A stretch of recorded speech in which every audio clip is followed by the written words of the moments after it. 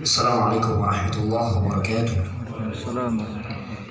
Innal hamdalillah nahmaduhu wa nasta'inuhu wa nastaghfiruh wa na'udzu billahi min shururi anfusina wa min sayyiati a'malina.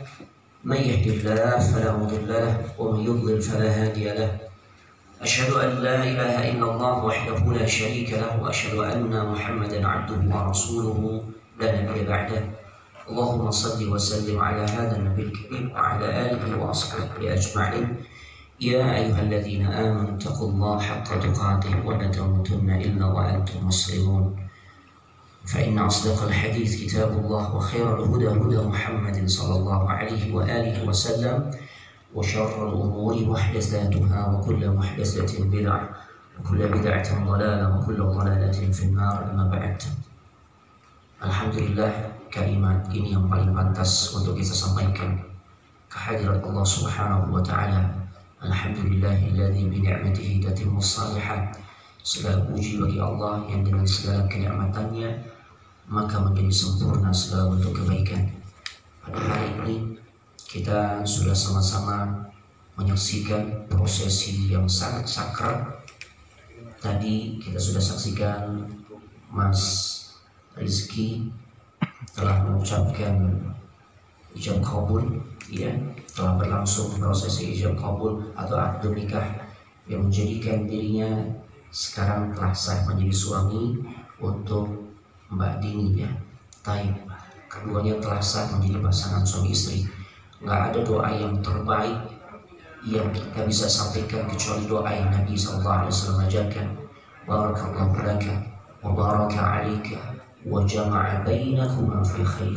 Semoga Allah senantiasa memberikan keberkahan untuk berdua dan menghimpun antum berdua dalam berbagai bentuk kebaikan yang Allah akan berikan. Baik.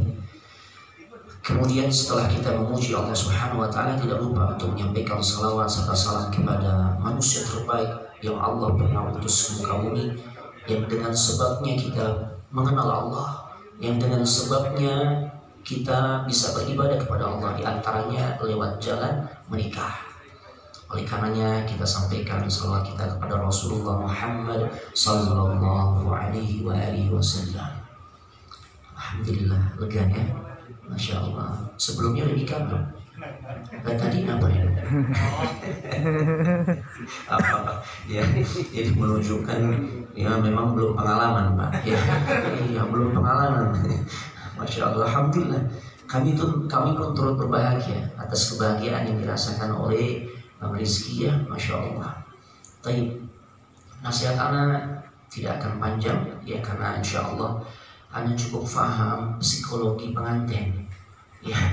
Makanya ada satu pantun, ya, anak orang Jakarta biasa suka pantun. Ikan sepat, ikan gabus, ikan lele. Kayak pasar ikan ternyata. Lebih cepat, lebih bagus, tidak bertele-tele. Nah, ada beberapa pesan yang ingin Anda sampaikan. Yang pertama, kita semua tadi sama-sama sudah menyaksikan prosesi akad nikah yang begitu mudah.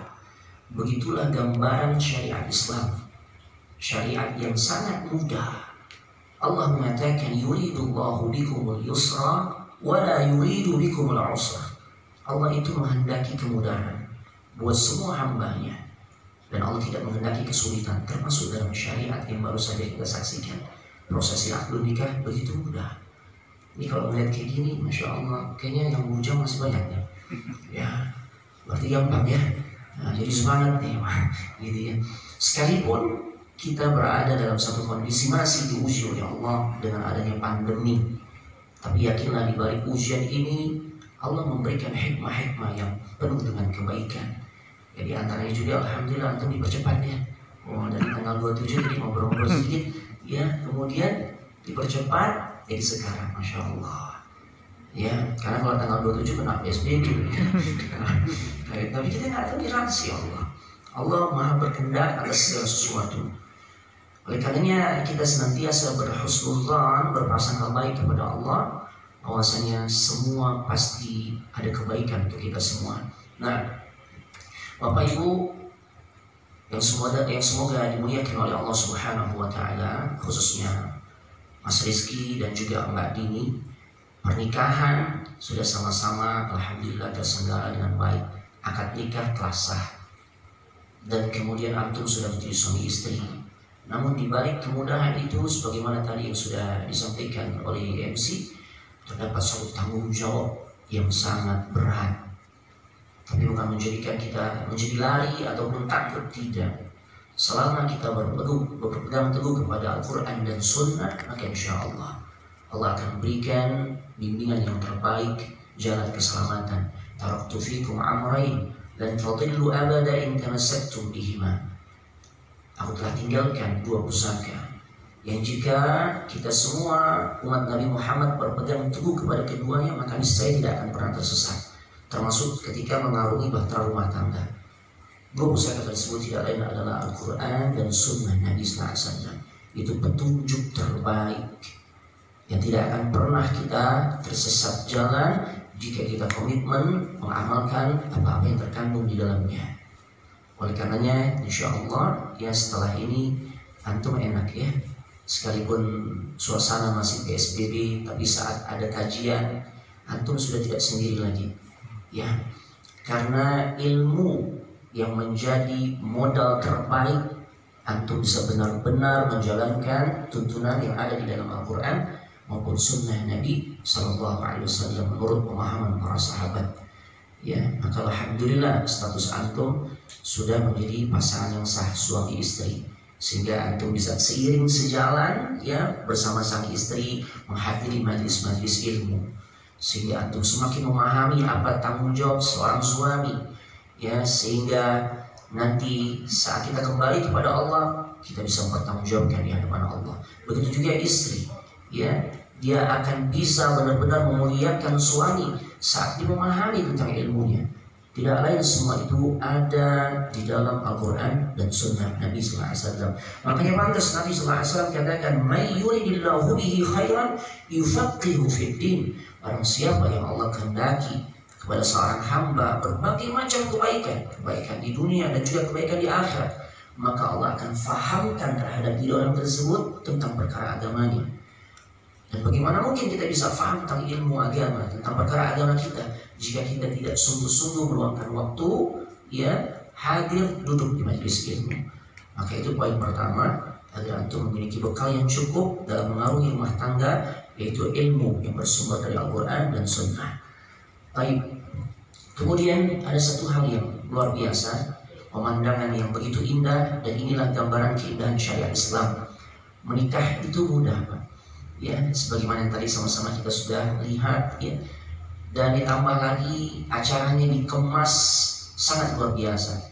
Sebagaimana tujuan orang menikah tentu berharap keberkahan datang, khususnya buat kedua mempelai atau secara umum untuk dua keluarga besar, lebih umum lagi semua yang hadir. Untuk dapat keberkahan tersebut jangan melakukan pelanggaran-pelanggaran dari sisi hukum syariat.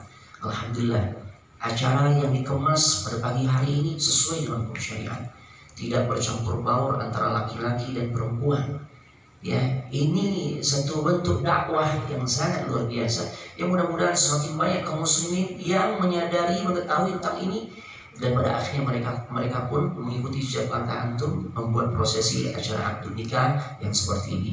Dan alhamdulillah ya, di tempat ini Ajwad Resto atau Mawaddah secara umum ya memang memfasilitasi setiap pasangan atau calon pasangan kaum muslimin muslimat yang akan menyelenggarakan prosesi akad nikah berikut walimahnya ya berdasarkan syariat Islam di sini ya akan dibantu.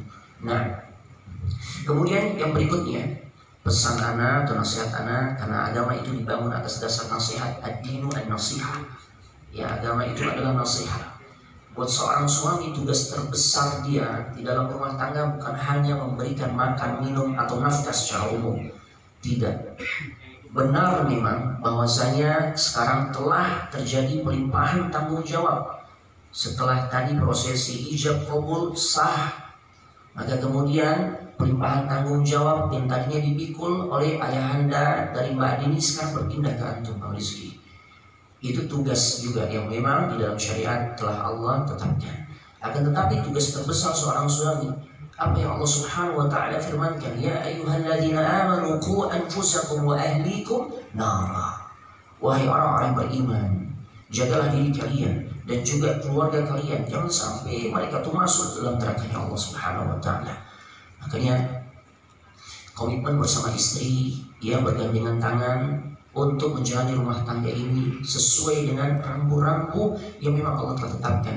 Maka insya Allah jalan antum dan jalan kita semua akan diberikan keselamatan oleh Allah Subhanahu wa taala. Ya. Kemudian selanjutnya ana berpesan kepada antum, ya. Ini memang di luar kebiasaan. Ya, terserah antum setuju atau enggak. Kalau ana tidak menganjurkan untuk bulan madu, setuju? Bukan karena ada PSBB sebenarnya. Kenapa Ustaz? Biasanya kan orang pengantin baru bulan madu, Ustaz. Ana dalam banyak kesempatan memberikan nasihat, jangan bulan madu, ya. Karena kalau antum bulan madu, madunya cuma terasa sebulan. Ya. Jadi jadikan sepanjang hidup antum bersama Mbak Nini, istri antum sekarang nih, Masya Allah, sepanjang hidup yang jika Allah menghendaki, dan itu keinginan kita semua orang-orang yang berumah tangga, ya cuma dipisahkan oleh kematian. Berharap seperti itu. Ya, sepanjang hidup antum bersama sang istri itu madu. Ya, makanya amalkan apa yang Nabi SAW perintahkan kepada kita suami, wa ashiruhunna bil ma'ruf. Pergauli istri kita dengan pergaulan yang terbaik. Ya, kalau kita kepada teman-teman dengan orang sekitar bisa baik, maka itu kadangkala sifatnya kamuflase. Tapi seorang benar-benar dikatakan baik jika kepada keluarganya dia bisa baik, khususnya dalam hal ini antum kepada istri. Nanti Allah berikan keturunan juga kepada anak-anak antum dan juga keluarga besar secara umum. Barometer seorang itu pantas tuh dia disebut sebagai orang baik jika keluarganya, khususnya yang paling dekat pasangan hidup, mengatakan iya, dia memang sosok suami yang baik. Ya, ini luar biasa. Makanya Nabi SAW sampai mengatakan, ya, sebaik-baik kalian, khairukum li ahlik. Sebaik-baik kalian wahai kaum laki-laki adalah yang paling baik kepada keluarganya. Ini luar biasa. Ya, makanya mudah-mudahan bi'aunillahi wa taufiqih, berharap pertolongan dari Allah dan juga taufik dari dirinya, dari ilmu yang sudah kita dapatkan, yang antum sudah dapatkan dari majlis-majlis ilmu yang antum sudah hadiri dan terus antum hadiri. Mudah-mudahan itu menjadi bekal buat antum untuk mempergauli istri antum dengan pergaulan yang terbaik. Ya, ini luar biasa. Ya, makanya polisi sampai sadar. Alhamdulillah polisi sadar. Ya, bahwasanya yang paling berhak untuk memberikan legitimasi atau pernyataan seorang baik atau tidak bukan mereka. Ya, makanya dulu kan kalau kita mau lamar kerja atau melamar kerja, kita butuh satu surat keterangan dari polisian yang istilahnya dulu di zaman anak ya masih ABG ya. Nah, itu istilahnya SKKB, surat keterangan kelakuan baik. Ternyata sekarang berubah. Boleh jadi karena menyadari polisi nggak tahu baik atau tidaknya seorang, yang paling tahu itu orang rumah. Makanya sekarang berubah jadi apa? SKCK, surat keterangan catatan kepolisian. Makanya ya dengan hal seperti ini ya, kita berharap Allah Subhanahu wa taala berikan bimbingan agar antum bisa mempergauli istri dengan pergaulan yang terbaik sehingga antum termasuk Allah golongkan ya kategori orang yang terbaik. Ya, sebagaimana perkataan Nabi sallallahu alaihi wasallam. Dan terakhir pesan buat antum, bahwasanya harus menyiapkan diri, membekali diri dengan ilmu. Pasangan hidup antum dia adalah seorang wanita yang memang kesempurnaannya Nabi sallallahu alaihi wasallam katakan bahwasanya khuliqatil mar'atu min ad-dhila, kama qala Nabi sallallahu alaihi wasallam, diciptakan wanita itu dari tulang rusuk yang bengkok. Kebengkokannya yang kayak gimana tuh Ustaz? Ya, kadang-kala kecemburuan yang menurut pemikiran kita kok nggak pas ya. Tapi begitulah kaum wanita. Karena sungguhnya kecemburuan mereka menunjukkan rasa cinta mereka. Tinggal kita suami dengan kelapangan hati kita bisa untuk memanage rasa cemburu istri pada tempat yang benar. Ya, Belum lagi hal-hal lainnya yang pada umumnya Allah memang jadikan itu sebagai aksesoris bagi kaum wanita.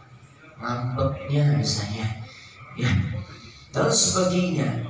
Yang kadang-kala perasaan lebih dominan dibandingkan logika atau akal sehat. Memang Nabi SAW sudah katakan, wanita itu naqisatu aqlin wa dinin, kama qala Nabi SAW, kurang dari sisi akal sehat dan juga dari sisi agama.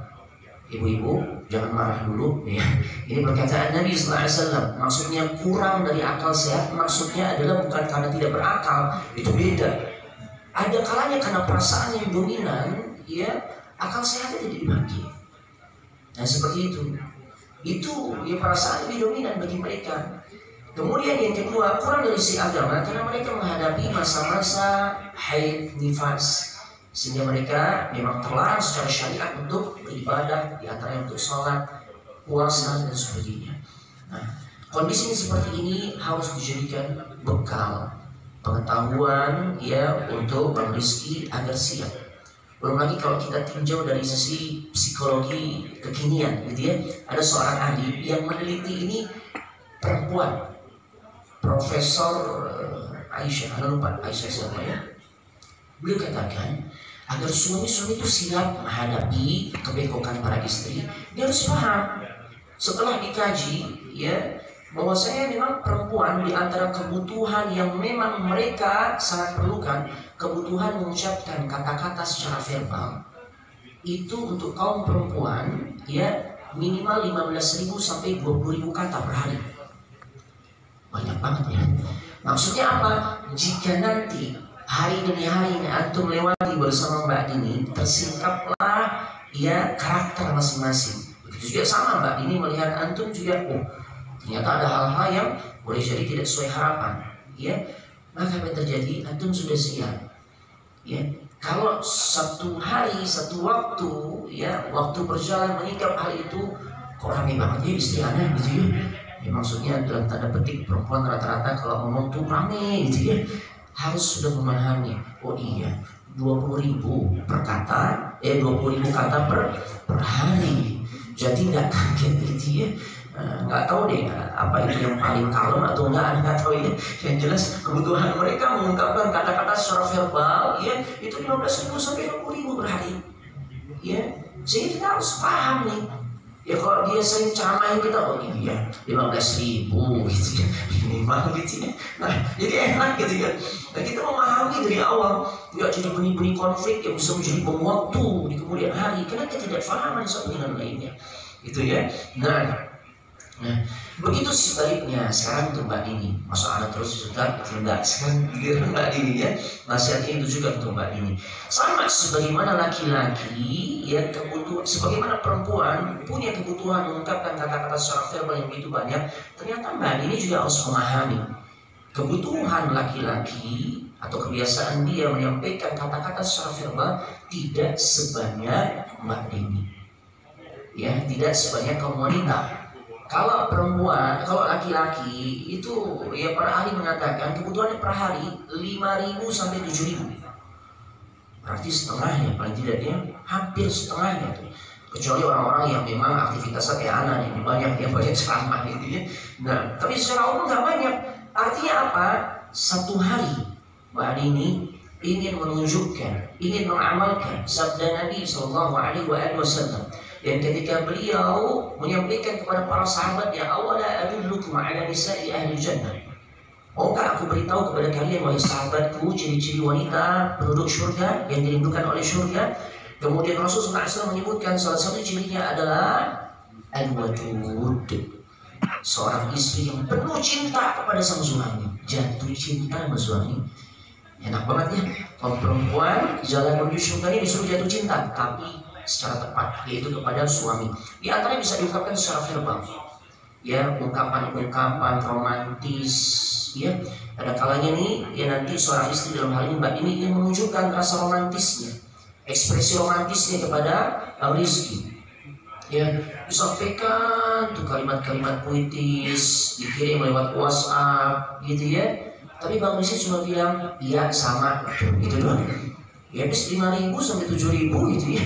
Nah tentu hati jangan membuat ya jadi benih pertengkaran. Faham memang begitu laki-laki itu masih bening. Kalau ya Bang Rizky bilang ya iya sama, ada kalanya cuma ngasih jempol doang tuh. Udah gitu jempolnya hitam lagi. Nah gitu ya. Jadi dalam hal ini harus memang saling memahami satu dengan lainnya. Ya, penuhi rumah tangga Mbak Dini bersama Bang Rizky ini dengan penuh cinta, dengan ya kalimat-kalimat cinta, kemudian amal-amal perbuatan yang menunjukkan rasa cinta satu dengan lainnya. Insya Allah di rumah tangga sebagaimana rumah tangga yang memang kita semua harapkan, Allah akan berikan sakinah, mawaddah, warahmah. Kemudian ciri kedua adalah al-walud. Wanita yang dirindukan surga itu memiliki ciri memaksimalkan potensi kesuburan yang ada pada dirinya. Makanya tentu semua pasangan yang menikah berharap di antara tujuan menikah adalah untuk mendapatkan keturunan. Ya, maka dalam hal ini kita doakan semoga Allah berikan keturunan. Nanti kemudian lahir anak pertama. Begitu lahir anak pertama kan memang berat ya, karena pertaruhan nyawa. Ketika Bang Rizky berharap ya setelah berlalu beberapa bulan dia ingin nambah lagi, nggak boleh kemudian istri enak aja Bang, yang capek anak, yang repot anak gitu. Ya, karena ciri wanita yang dirindukan surga itu adalah ia memaksimalkan potensi kesuburan yang Allah berikan kepada dirinya. Lihat Bunda Khadijah, 6 orang anak tuh, ya Allah Subhanahu Wa Taala izinkan ia diberikan melalui istri Nabi Sallallahu Alaihi Wasallam bernama Khadijah bintu Khuwailid, dan semua diasuh dengan penuh rasa kasih sayang. Ya, sehingga tumbuhlah sosok Zainab, Ummi Kulthum, Ruqayyah, Fatimah, Abdullah, dan juga Qasim. Ini luar biasa. Itu tugas utama seorang istri, ya. Dan di antara ciri wanita salihah, waqarna fi buyutikunna, mereka betah di rumah-rumah mereka. Jaga kehormatan diri. Sebagai penutup, Nabi SAW juga mengungkapkan ciri-ciri wanita yang dirindukan surga adalah idza sallat al-mar'atu khamsaha wa shamat syahraha wa hafizat farjaha wa ata'at zawjaha. Jika seorang wanita sudah melaksanakan sholat yang 5 waktu, puasa bulan suci Ramadan, kemudian dia jaga kehormatan dirinya, khususnya saat tidak berada di hadapan sang suami, dan yang terakhir dia taati itu apa yang menjadi aturan-aturan telah ditetapkan oleh sang suami selama tidak bertentangan dengan rambu syariat, wajib ditaati. Sampai-sampai Nabi SAW mengatakan, jikalau seorang manusia diperbolehkan untuk sujud kepada manusia yang lain, maka saya akan aku perintahkan seorang istri sujud di hadapan suami. Akan tetapi karena tidak boleh sujud kepada makhluk, ya tentunya kedudukan suami harus benar-benar dimuliakan, ya oleh sang istri. Ini yang bisa saya sampaikan, mudah-mudahan manfaat, ya. Demikian, wassalamualaikum warahmatullahi wabarakatuh. Waalaikumsalam.